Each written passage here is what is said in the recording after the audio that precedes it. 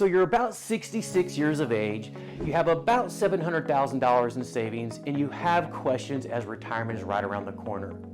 You're thinking, how do I make sure I never outlive my money? You don't want to be a burden on loved ones. You're trying to get the greatest returns with the least amount of risk, and you don't want big losses going into retirement. You'll pay your fair share of taxes, but you don't want to pay a penny more than you have to. What do you do if you have health problems? When do I turn on Social Security? You have lots of questions. Hi, if we haven't met, I'm Tony Hansman with Guardian Financial, and we're a wealth management firm. We help people who are in or near retirement. And today I put together a hypothetical case, so let's take a look at it.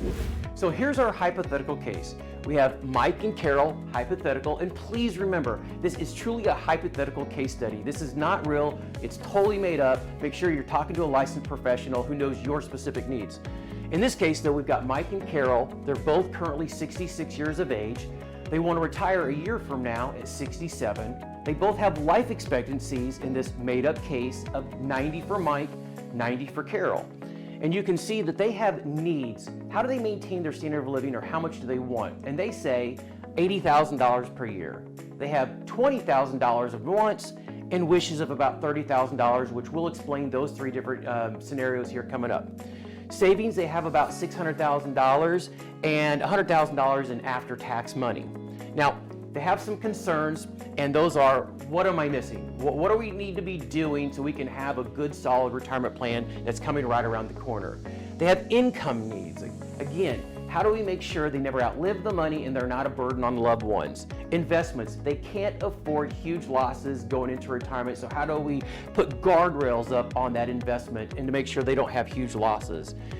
Tax planning, again, they want to make sure that they pay their fair share, but they don't want to pay more than they have to. What can we do because they're not getting any tips in tax planning? And then Social Security, when do we turn it on? How do we maximize this thing? So now that we have this case study set up, let's dive into our financial planning software a little bit deeper and see what happens. So let's start out on the screen titled, How Long Will You Live in Retirement? And if you remember, we said that Mike was going to retire at 67. We have a life expectancy of 90 for him. And Carol, his wife, looks the same way. Retire at 67, and we're going to live to age 90. Now we're going to come down here and click the next button. And we understand that this is a 24-year period that we need the money to last for. So now we're going to go over to creating their goals for Mike and Carol. Here you can see we have needs, we have wants, and we have wishes. Let's break this down to make sure that we're all on the same page and we understand them. We have $80,000. This represents, hey, this is how much money that we feel that we need to have to maintain our standard of living, the things that we specifically enjoy. So if we go over to the wants, now they say, Tony, and again, hypothetical case study. They say, Tony, we want $20,000 from the age of 67 for 15 years to their low 80s. They want this extra $20,000 so they can do extra things like travel, spend time with the grandkids, all that miscellaneous stuff. Then that extra $20,000, it goes away. It stops after 15 years. Then they have one big wish. And that big wish is that they want to take all of their 6 children that they have together and all of their grandchildren to Hawaii for one big trip. And they want to do that in 2030. And they're planning that that's going to cost around $30,000 in today's environment. Now, all of these numbers are going to be adjusted for inflation. We've included that. So let's go ahead and jump over to the next screen.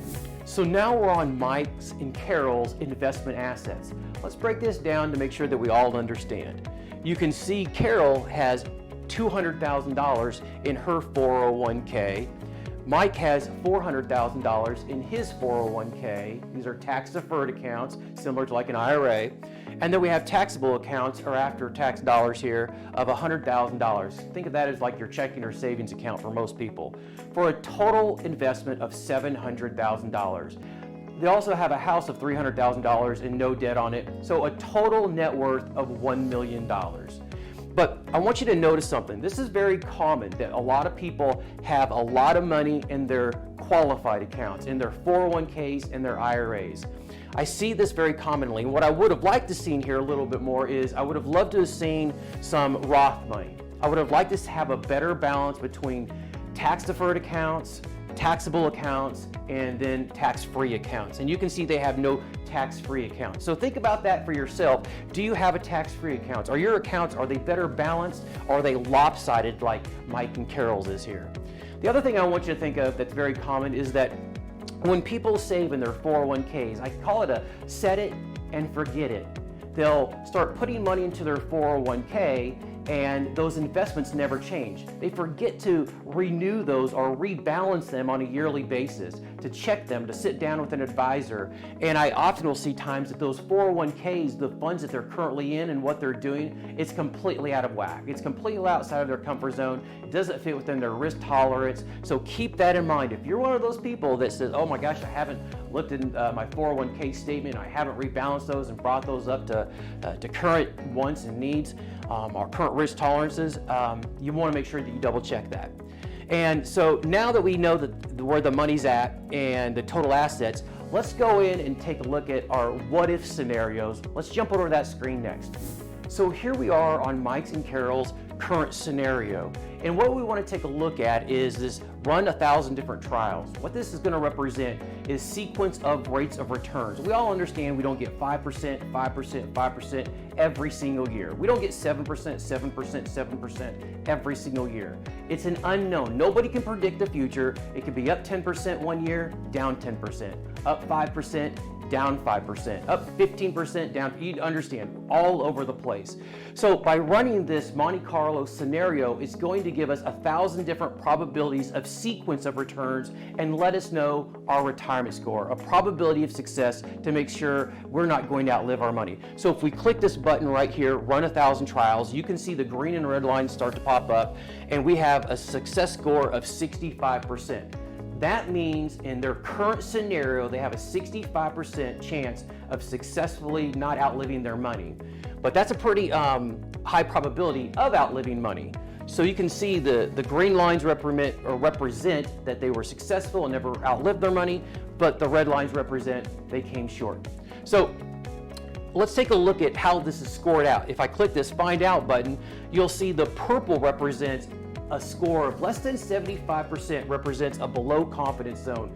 We really want to see everybody get to at least the green zone, try to get Mike and Carol at, and if we can get them to at least over 90, well then they're going to have many more options in their retirement plan. So if I click out of this, again, you can see they're at 65%. So now let's go and jump into that what if scenario and start playing with these numbers to see how we can get this score higher for them.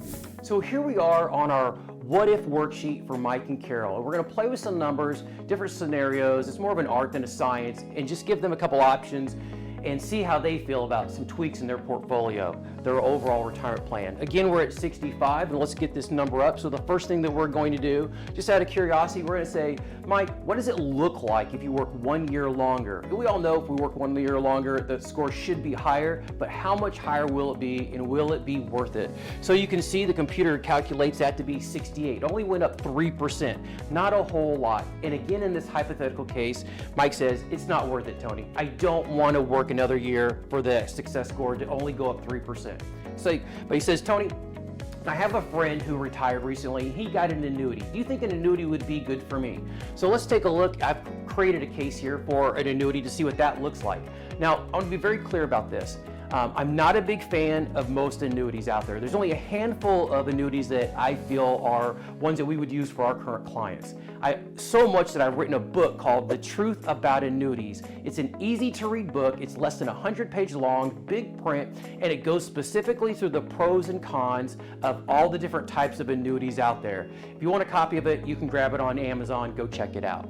So once I do that, we add the annuity in, you can see his score went from 65 all the way to 71.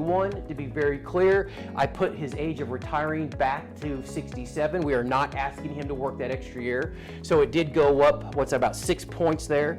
And so still we're not in the green zone. So let's go over to the next scenario and let's change the look at our Social Security. Currently the software is thinking that we're going to turn on the Social Security at 67. Now when I show you this is them delaying Social Security for just 3 more years and turning it on at age 70. Now, that's not for everybody. Everybody's case is different, but for them, you can see they went from a 71 all the way to age 80, or a percentage score of 82. So we're now finally in the green zone. I'm feeling better about the case. Hopefully Mike and Carol are as well too. Now, can I do anything to get this score even higher? So let's take a look at one more thing that we could do. And I'm going to come down here, and if you recall, I said they were going to spend $20,000 extra for travel to go hang out with the kids and the grandkids. So let's just see if we reduce that $20,000 down to $18,000 a year for those 15 years. And when I hit 15 years here, we recalculate it. Let's see how that much improves their score. From an 82, it's recalculating, it's thinking, and it takes them all the way to a 90. So now I'm in the above confidence zone. I'm feeling much better as the advisor. Hopefully they're feeling much better as the client. And this gives them a good idea of some of the things that they can do and change for their retirement. I hope this case study was helpful to you, that you got some value out of it. Everybody's score is going to be different, but in my opinion, I think knowing your retirement score is very, very important. If this video was valuable to you, would you please go out and like and subscribe to it? And if you want to know your own score, I'll put our information in the description box below. Reach out to us. We're happy to help you with that. And as always, please remember to consult a licensed professional who understands your specific goals and dreams.